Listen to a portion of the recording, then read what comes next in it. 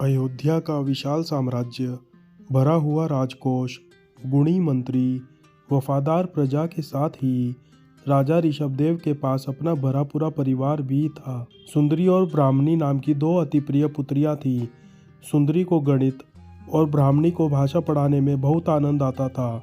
ब्राह्मणी लिपि का नाम उनकी पुत्री के नाम पर पड़ा। राजकीय सुखों में नृत्य और संगीत भी था।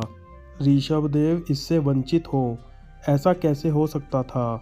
उनके दरबार में नीलांजना नाम की नृत्यांगना थी, जो रूप और सौंदर्य की जितनी धनी थी, उतनी ही गायन और नृत्य में भी निपुण थी।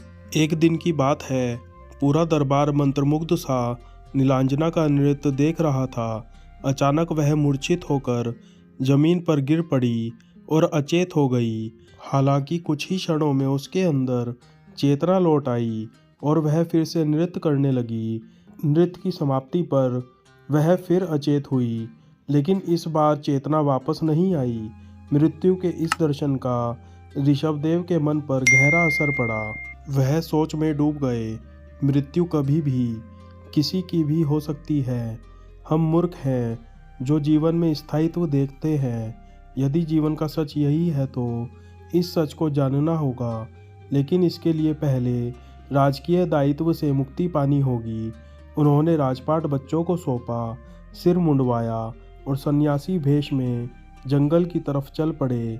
वहाँ लंबी तपस्या से ज्ञान प्राप्त किया और फिर लोगों को जीवन और मृत्यु का रहस्य समझाने में लग गए।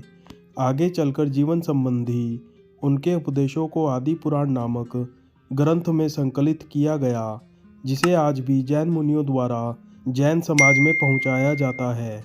आज भी मृत्यु और मेयत में ऋषभदेव जैसा वैराग्य हमें आता तो है, लेकिन दृढ़ इच्छा शक्ति के अभाव में हम वापस सांसारिक वृत्तियों में लीन हो जाते हैं।